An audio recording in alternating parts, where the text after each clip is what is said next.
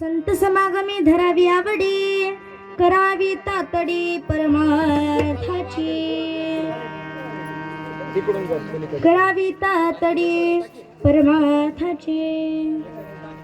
विठ्ठल विठ्ठल विठ्ठल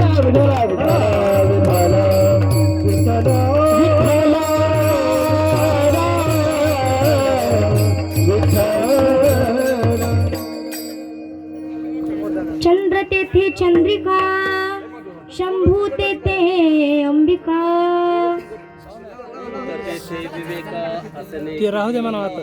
बघा राहू दे म्हणा. तिथं चंद्र आहे तिथं जसं चांदणे असतात, जिथं शंभू आहे तिथे जशी भवानी असते, त्याचप्रमाणे जिथं संत आहेत तिथे विचार आहेत.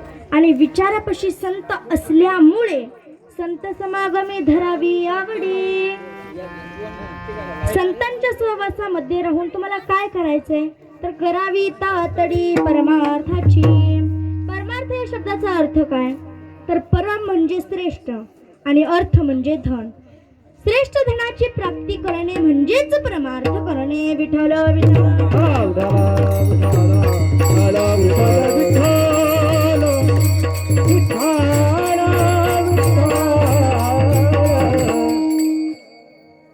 पण खरं धन तसं नाही बरं. आपलं जे धन आहे हे खरं धन नाहीये, कारण खऱ्या धनाचा उपयोग हा काडी इतका सुद्धा नाही. आपण मरताना काडी इतका सुद्धा त्याचा उपयोग होत नाही महाराज. अहो वर जाताना कमरेचा करदोडा सुद्धा वर नेता येत नाही. म्हणून परमधन ते आहे, श्रेष्ठ धन ते आहे की ज्या धनाची वाटणे हा बंधू करत नाही, जे धन राजा ताब्यात घेत नाही, जे धन चोरी होत नाही, जे धनाला आग लागत नाही, आणि जे धन आपण मेलो तरी आपली संगत सोडत नाही असं धन, ते म्हणजे परमार्थ. परमार्थ महाधन जोडी देवाचे चरण. विठ्ठल विठ्ठल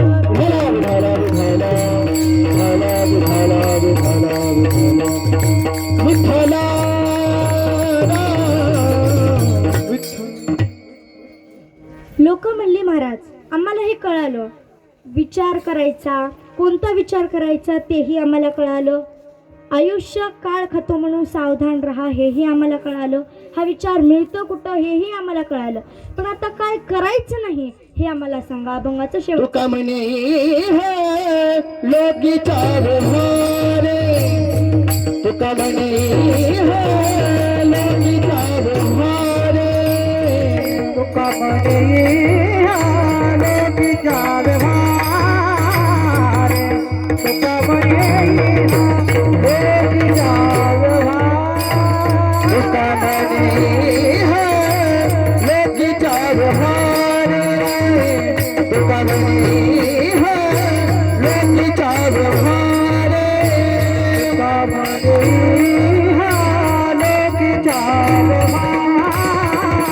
तुका म्हणे लोकीचा नाशिवंत देह जाणार सकळ, डोळे धोर भरणे राहो, नका डोळे तुझे भरून राहो. नाशिवंत देह जाणार सकळ, नाशिवंत देह जाणार सकळ. आयुष्य खाले